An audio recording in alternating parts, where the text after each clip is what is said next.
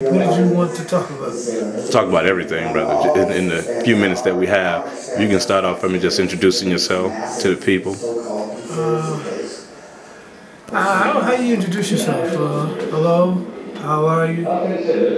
My name is Dhoruba Bin Wahad. That's about it, right? What else do you say? I'm not used to self-introduction. How do you do that? I mean, I know if I was in the rap industry, I could brag about myself for about a half hour. Right. As a means of information and introduction. Right. But I can't talk about myself too much, so I don't know how to do that. Anyway, so definitely, what I know, your work can definitely speak for itself and introduce who you are. So if you can just go into telling us a little bit about the work that you've done in the past, been a part of the Panther 21, and also how you've taken all of that experience now to be a part of the movement that still continues years after you've been released as a political prisoner here in America. I'm glad you asked that part because, just a week and a half ago, maybe 2 weeks ago, one of the Panther 21, Ali Bey Hassan, who was living here in Stone Mountain, Georgia, passed away and transited. And Ali Bey was one of the Panther 21. One of the things that he wanted the 21 to do, those of us who were still alive, was to do a tribute and a memorial in his name in Harlem. Panther 21 was from Harlem. And Harlem is the de facto capital of African America. Africans in the diaspora.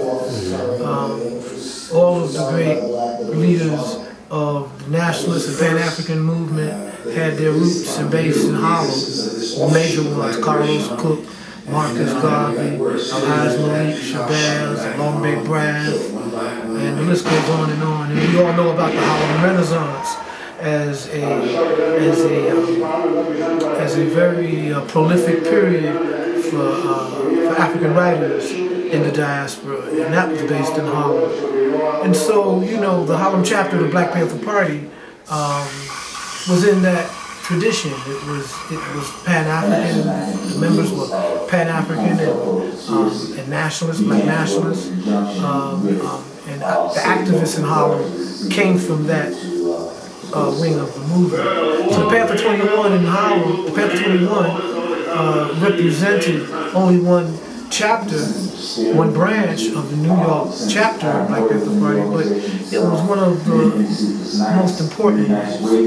All of the branches were important, but in terms of how the FBI and how law enforcement saw the Black Panther Party on the East Coast, they saw Harlem as being key because of its cultural and political legacy in the African diaspora. So they focused a lot of attention, infiltration, counterintelligence operations against the Harlem branch of the Black Panther Party. And this was in conjunction with, or almost in competition with what the prosecutorial agencies on the state level were doing.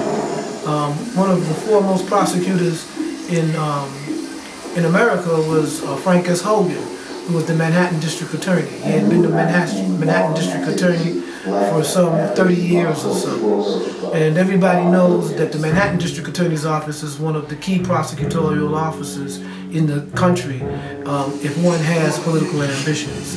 Thomas E. Dewey was a Manhattan prosecutor.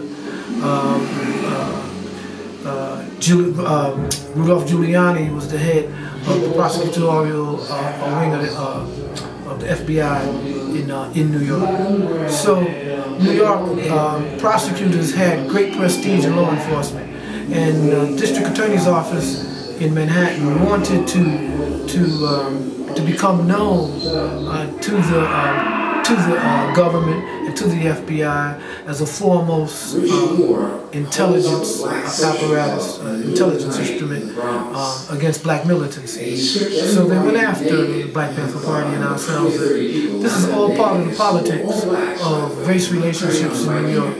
anyone that has read the book Savage City by T.J. English would see that race and police brutality and corruption in the city of New York had been institutionalized since the late 1940s.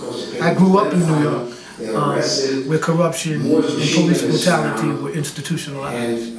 How long, when you talk about the corruption of the police department, you yourself was locked away for a long period of time, and I want to give you an opportunity to state how long that time was.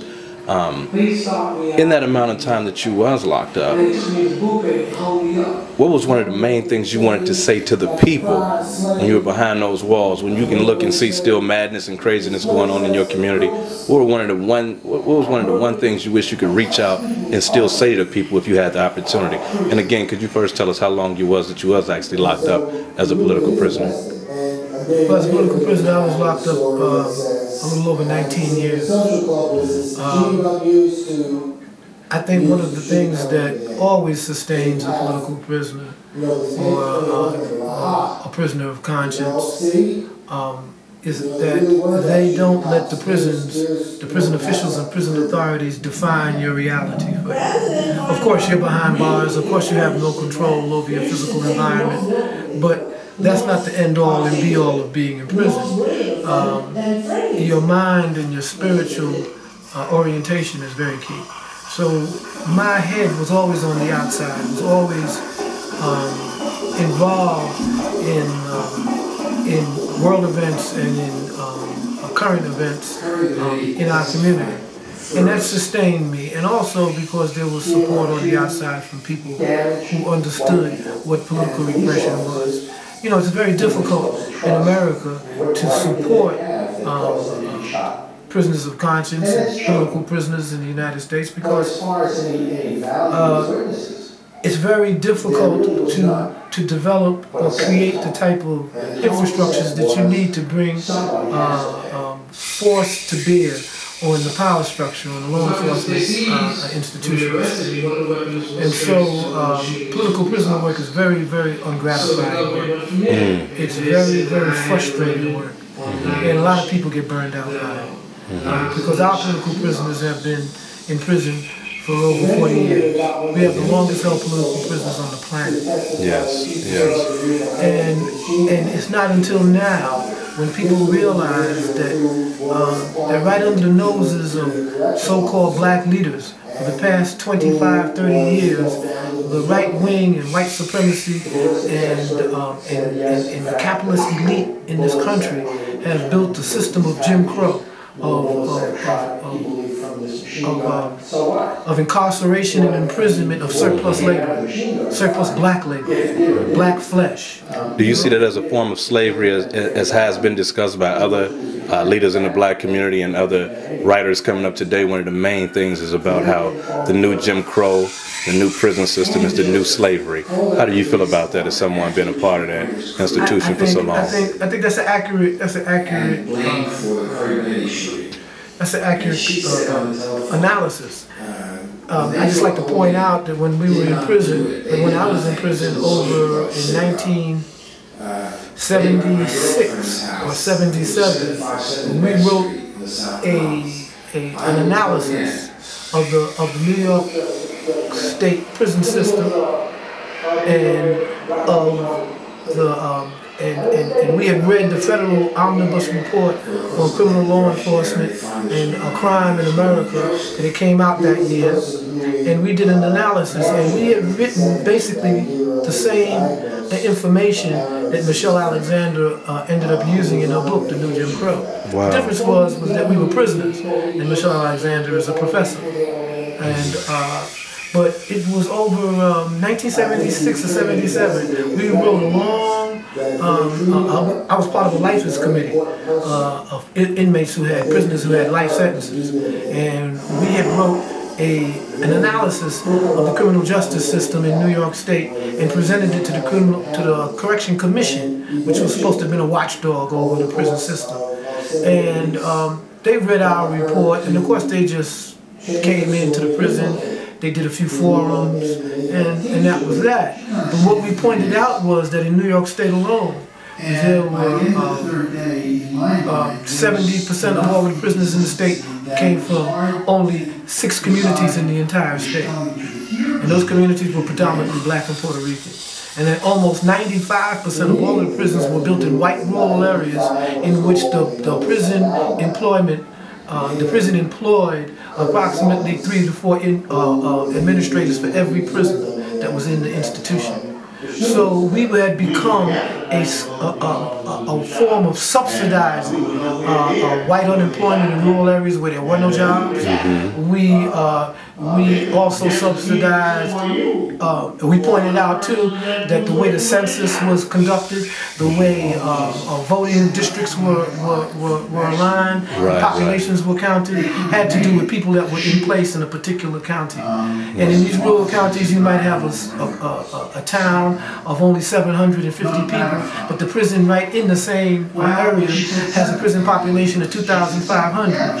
So that prison then has a population of over 3,000, and they get grants and they get funding from the federal government accordingly. Meanwhile, in the ghetto, where those people came from, we don't include our family members on our household if they're away in prison.